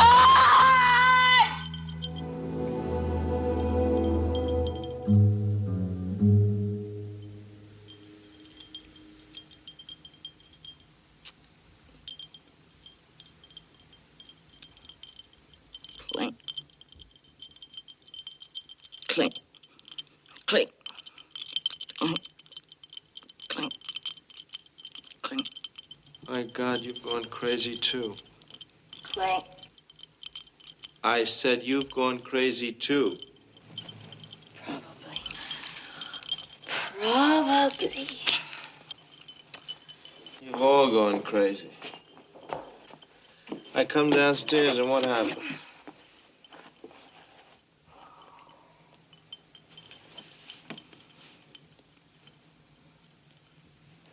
What happened?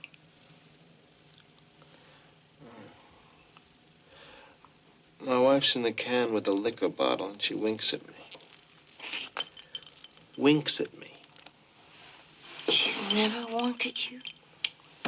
What a shame. She's lying down on the floor, the tiles all curled up. And she starts peeling the label on the liquor bottle, the brandy bottle. Maybe she'd be more comfortable in the tub. And I ask her what she's doing, and she goes, "Shh, nobody knows I'm here."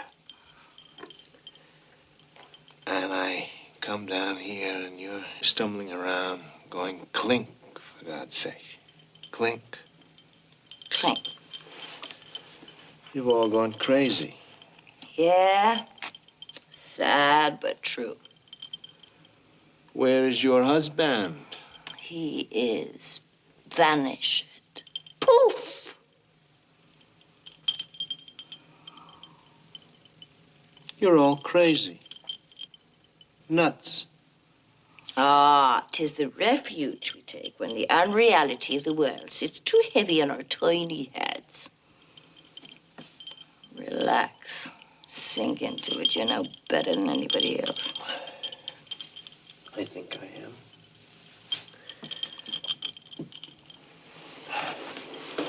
Well, you're certainly a flop in some departments.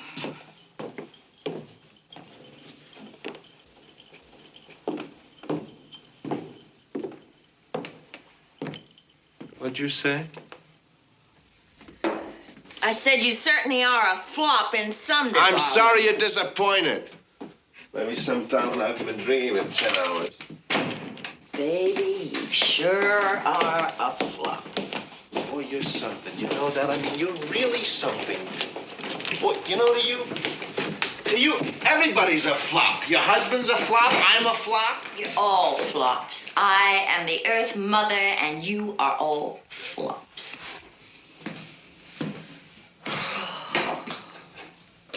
I disgust me.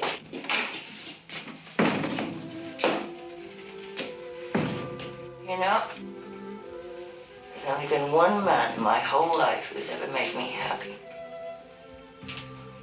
You know that? One. What, the gym instructor or something? No. George.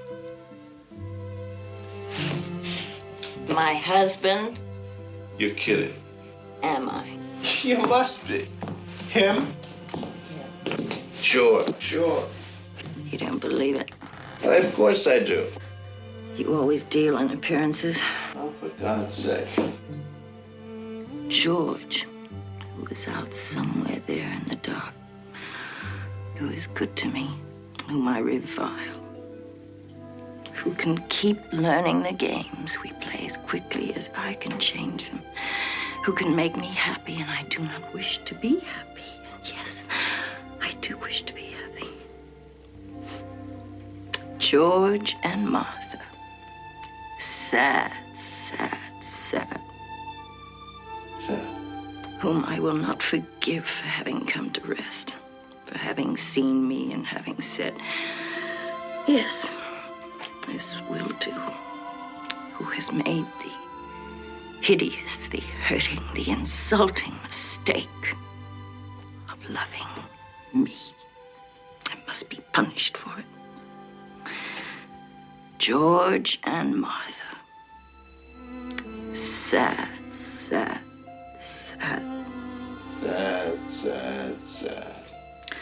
Someday,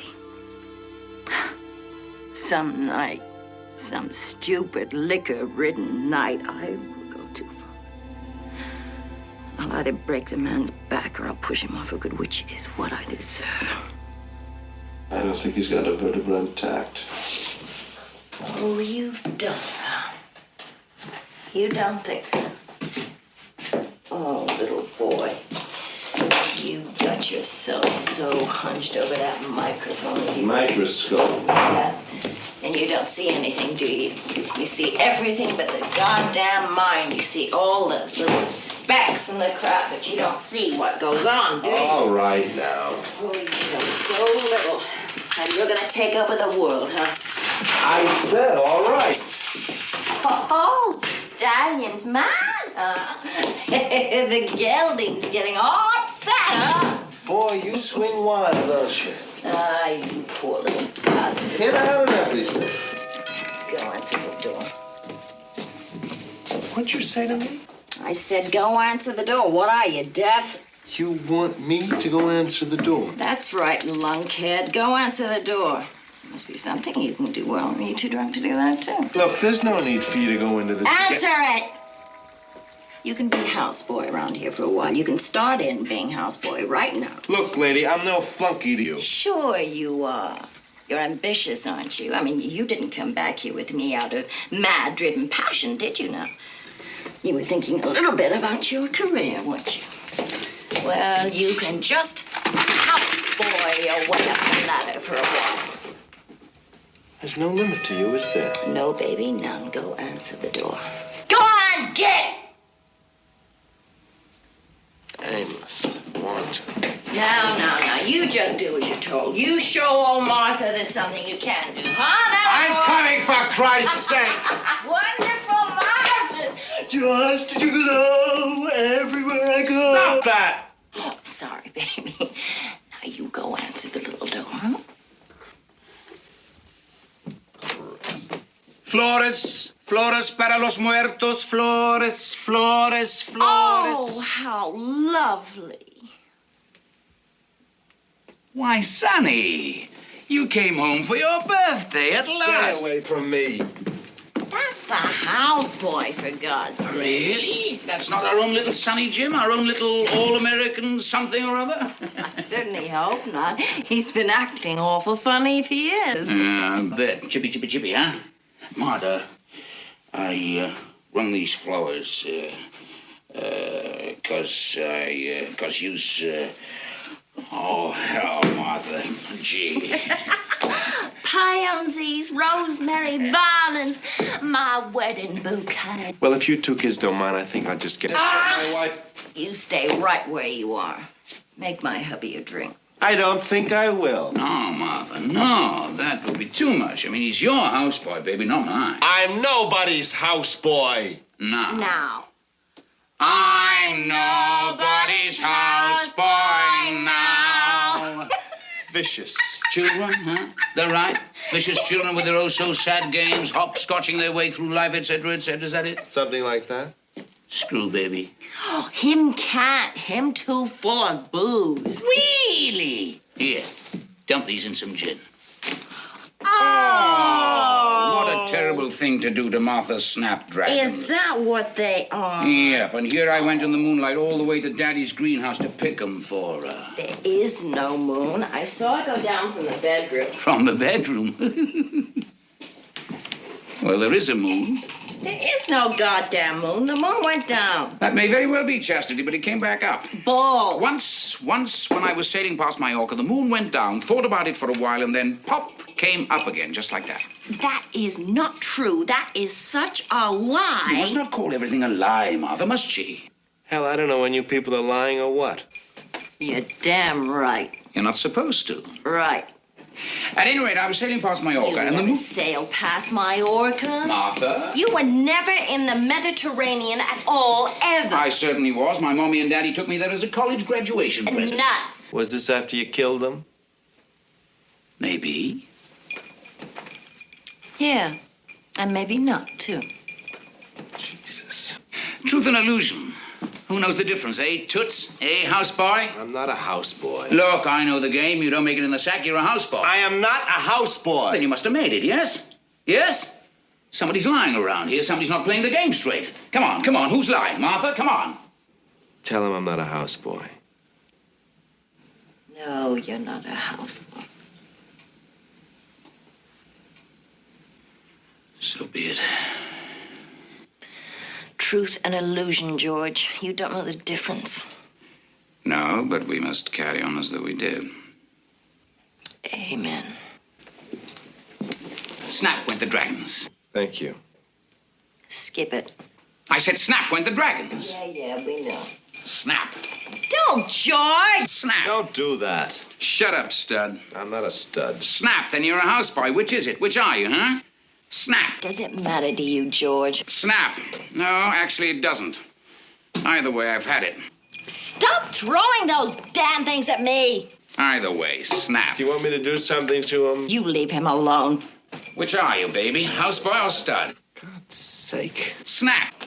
Truth or illusion, George, doesn't it matter to you at all? Snap. You got your answer, baby?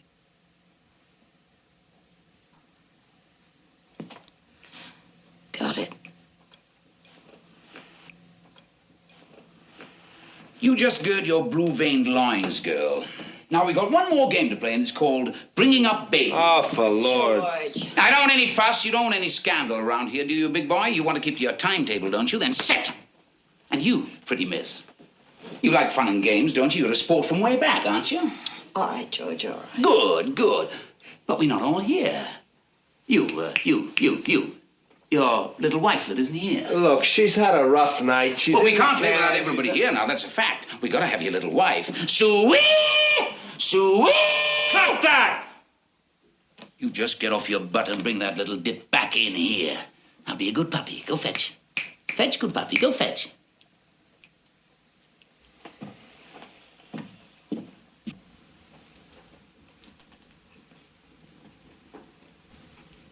One more game.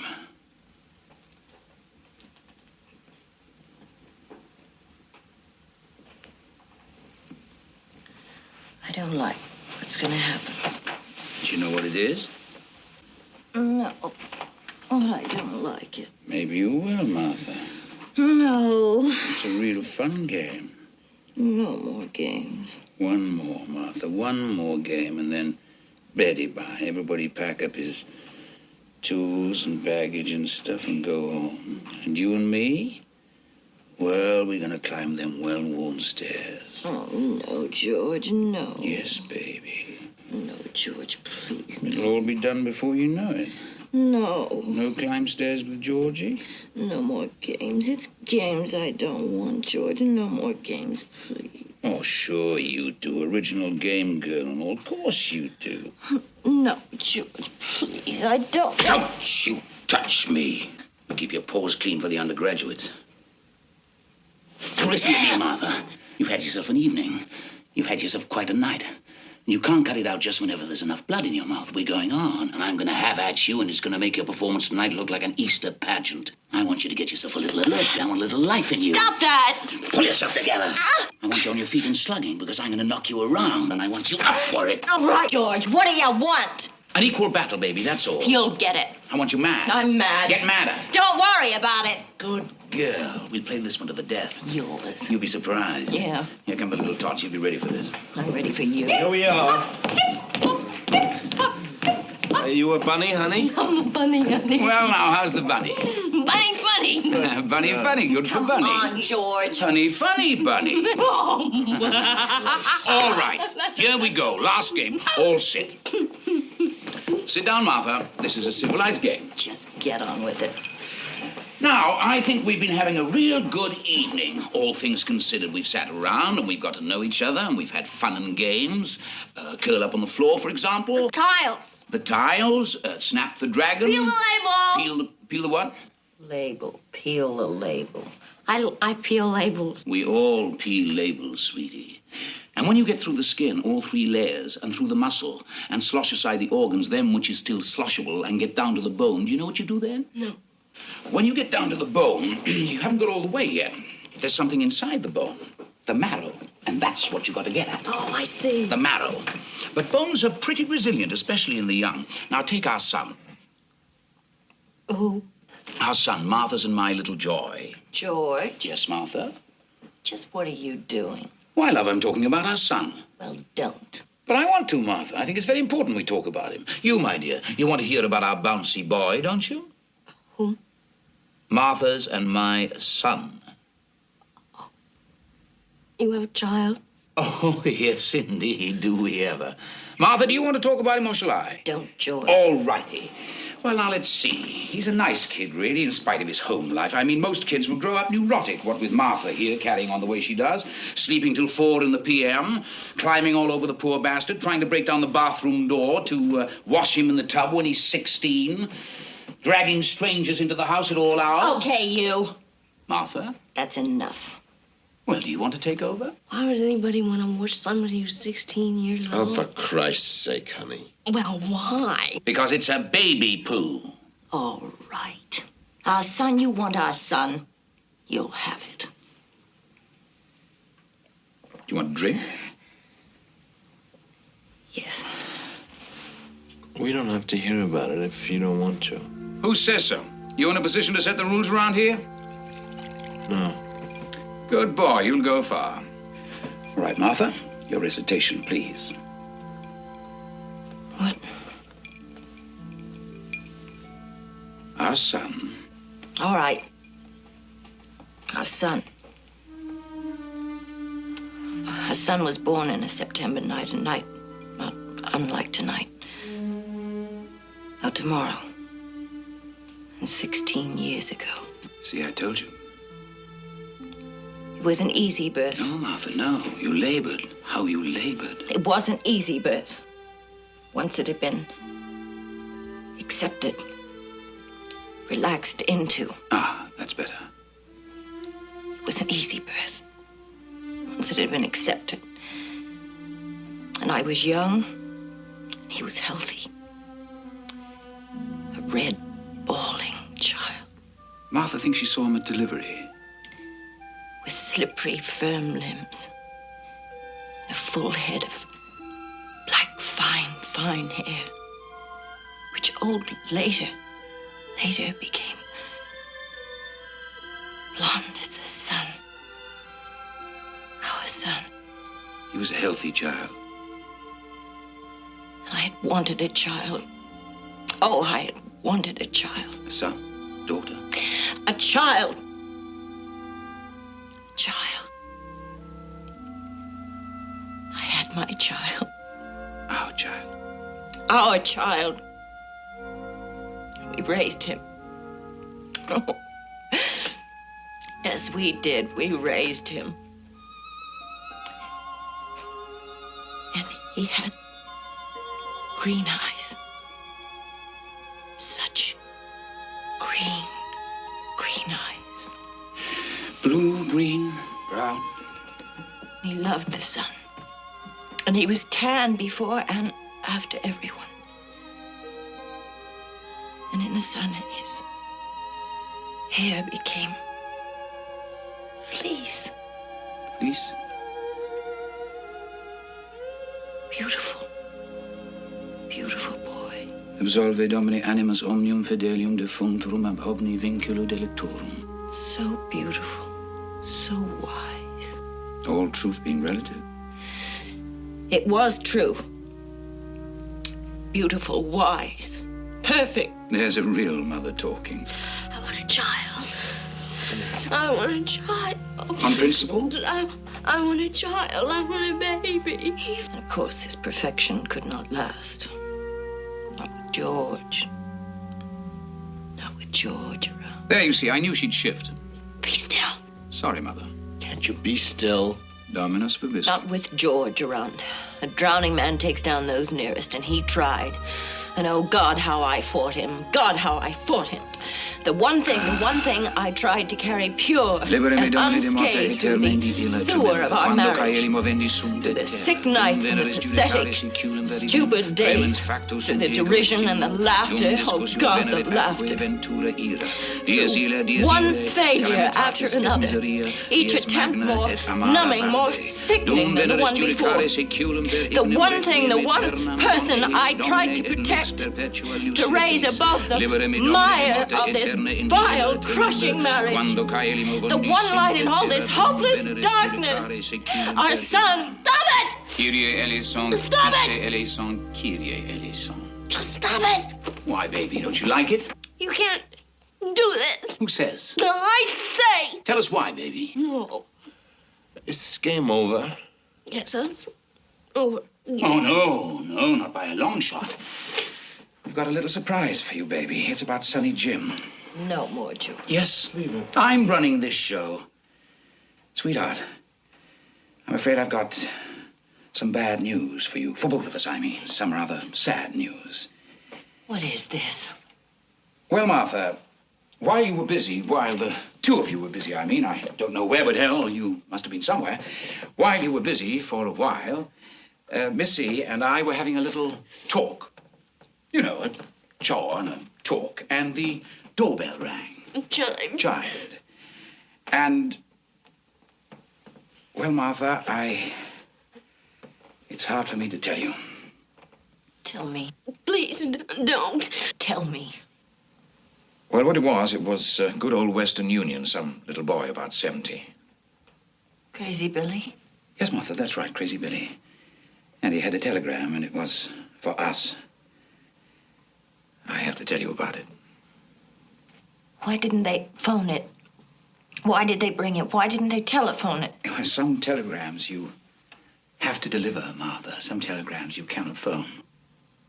What do you mean? Martha, I can hardly bring myself to say it. Don't. You want to do it? No. All right. Well, Martha, I'm afraid our boy isn't coming home for his birthday. Of course he is. No, Martha. Of course he is. I say he is. He can't. He is. I say. Martha! Our son is dead. He was killed late in the afternoon on a country road with his learner's permit in his pocket. He swerved the car to avoid a porcupine and drove straight into a You can't do that.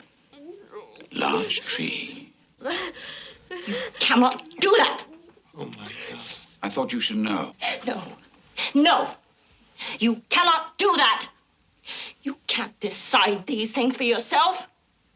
I will not let you do that. I have to leave around noon, I suppose. I will not let you decide these things. Because there are matters of identification, naturally, and arrangements to be made. You can't do this. I won't let you do this. Get your hand off me. I haven't done anything. Now, you listen to me. Our son is dead. Can you get that to your head? Let go of me. Listen to me carefully. We got a telegram. There was a car accident, and he's dead. Poof. Just like that. Now, how do you like it? No! All right. Go now. She'll be all right.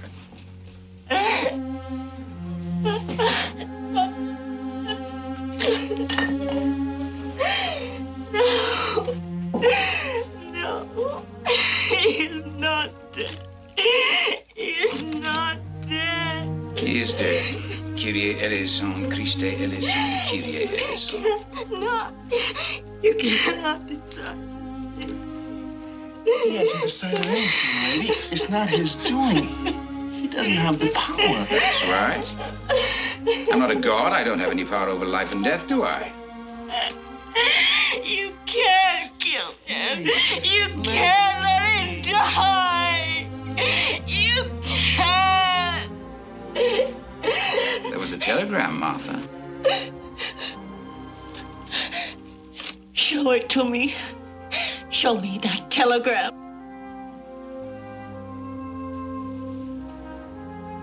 I ate it. What did you just say to me? I ate it. Good for you, Martha. That's the way to treat her at a time like this, making a lousy goddamn joke, huh? Did I eat the telegram or did I not? Yes, you ate it. I watched you and you ate it all down. Like a good boy. Like a good boy. Yes, you're not going to get away with this. You know the rules, Martha, for God's sake. You know the rules. No. What are you two talking about? I can kill him if I want to. He is our child. Oh, yes, and you bore him, and it was a good delivery. He is our child. And I have killed him. No. Yes. God, I think I understand this. Do you? Oh, my God, I think I understand this. Good for you, Buster. Oh, my God, I think I understand this. You know right. You know right at all. I have the right, Martha. We never spoke about it, that's all. I could kill him any time I wanted to. Why? Why? Broke our rule, Martha. You mentioned him. You mentioned him to somebody else. I did not. Yes, you did. Oh. To me, you mentioned him to me. I forget.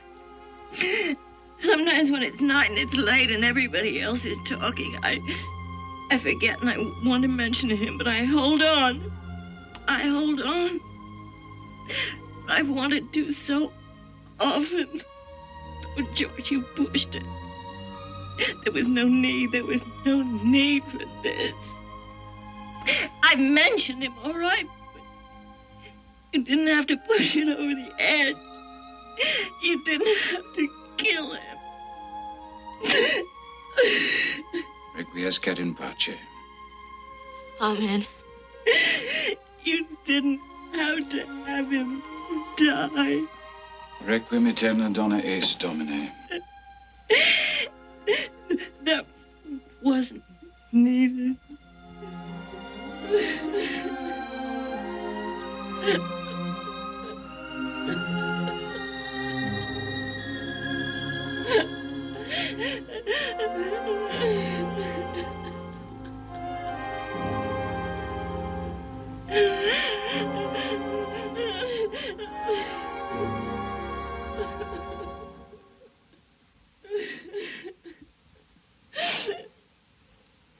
It's dawn.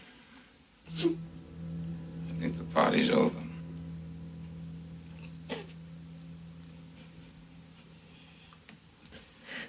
You couldn't have any? We couldn't. We couldn't. Home to bed, children. It's way past your bedtime.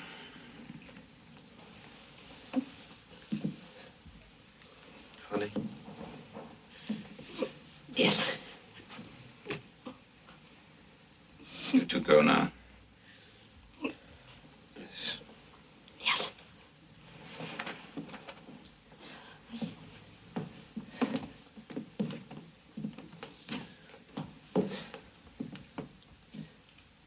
I'd like to not.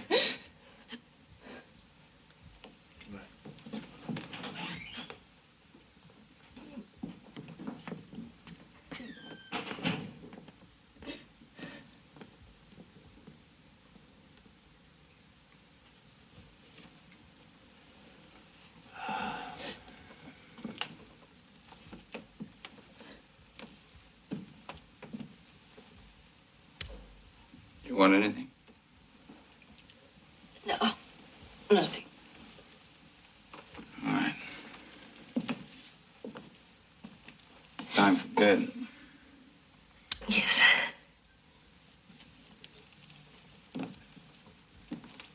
Tired? Yes. I am. Yes.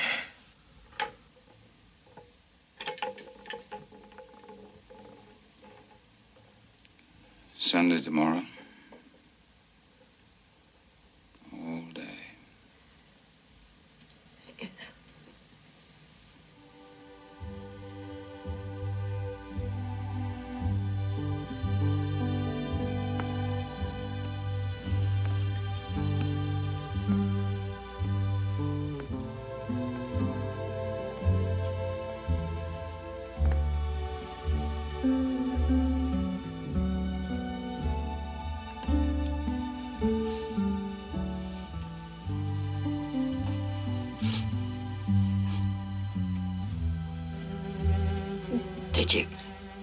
Did you have to? Yes. It was. You had to. Yes.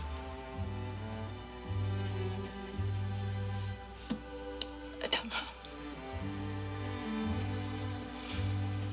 It was time. Was it? Yes.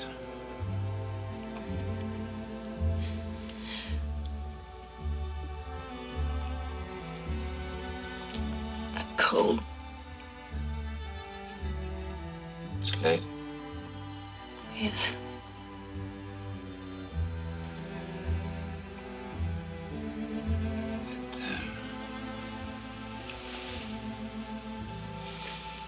It will be better. I don't know.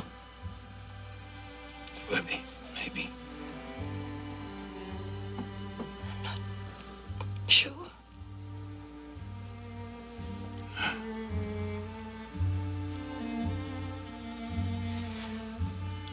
Just us? Yes. You don't suppose maybe No. we... Yes. No.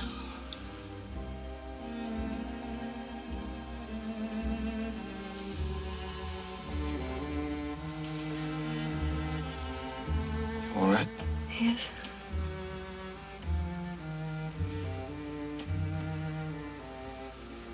No.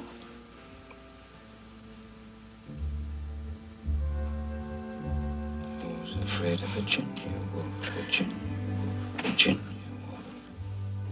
I am, George. Who's afraid of Virginia Woolf? I am.